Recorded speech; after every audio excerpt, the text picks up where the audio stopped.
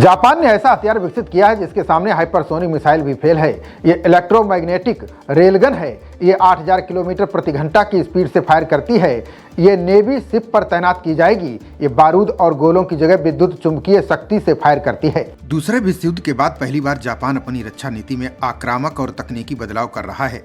Japan ने अपनी navy के जहाज से पहली बार इलेक्ट्रोमैग्नेटिक रेलगन फायरिंग का सफल टेस्ट कर इतिहास रच दिया है। समुद्र में तैनात टारगेट शिप पर दागे गए इस शॉक वेपन ने साफ कर दिया कि परंपरागत तोप गोलों का जमाना अब धीरे धीरे पीछे छूट रहा है।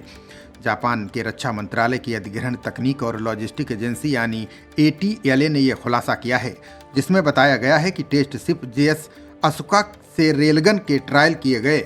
तस्वीरें जारी करते हुए ATLA ने लिखा कि ये पहली बार है जब किसी वारशिप से रेलगन का टेस्ट किया गया।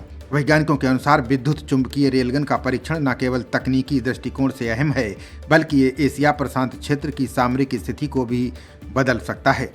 रेलगन की खासियतों की बात करें तो ये बिजली की ताकत से गोला दागती है।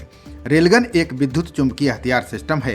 ये परंपरागत तोपों की तरह विस्फोटक का इस्तेमाल नहीं करती, बल्कि इलेक्ट्रोमैग्नेटिक फोर्स के जरिए प्रोजेक्टाइल को हाई स्पीड से दागती है। इसकी स्पीड 2500 मीटर प्रति सेकेंड यानी 5600 मील प्रति घंटा है। प्रोजेक्टाइल का वजन 320 ग्राम होता है। इसकी स्पीड साउंड से 6.5 गुना ज़्यादा है। इसकी लंबाई 20 फीट और वजन 8 टन के करीब है।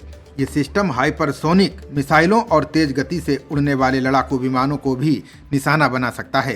खास बात यह है कि लगातार 120 फायर करने के बाद भी इसके बैरल की स्पीड में गिरावट नहीं आती है। दुनिया के कई देश इस तकनीक पर तेजी से काम कर रहे हैं। इनमें भारत के अलावा चीन और अमेरिका शामिल है। चीन से सतत फायरिंग के सफल टेस्ट की खबरें आई हैं।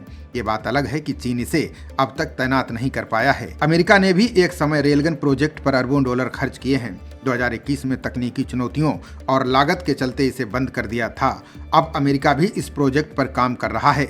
वहीं जापान इस हथियार को वास्तविक तैनाती की दिशा में सबसे आगे निकल गया है। इसके अलावा रेलगन से एंटी एयर वारफेयर के लिए एयरबस्ट म्यूनिशन भी विकसित किए जा रहे हैं। ये हवा में ही फटकर घातक टुकड़े छोड़ते हैं। ये मिसाइलों और ड्रोन जैसे खतरों से निपटने में बेहद कारगर होगा। जापान रेलगन को सिर्फ नौसैनिक प्लेटफॉर्म तक सीमित नहीं रखना चाहता। योजना है कि इसे जमीन पर भी तैनात किया जाए ताकि दुश्मन के आर्टिलरी यूनिट्स को निशाना बनाया जा सके, साथ ही तटीय सुरक्षा को मजबूत किया जा सके।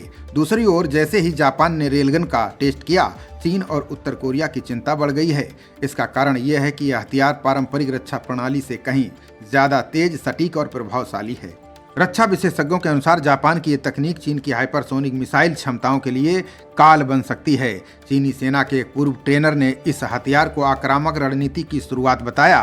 उन्होंने चेतावनी दी कि जापान का ये कदम एशिया के बाकी देशों के लिए भी सामरिक तनाव बढ़ा सकता है। खबरों का सिलसिला जारी रहेगा। देखते रहिए जनप्रवाद। नमस्कार।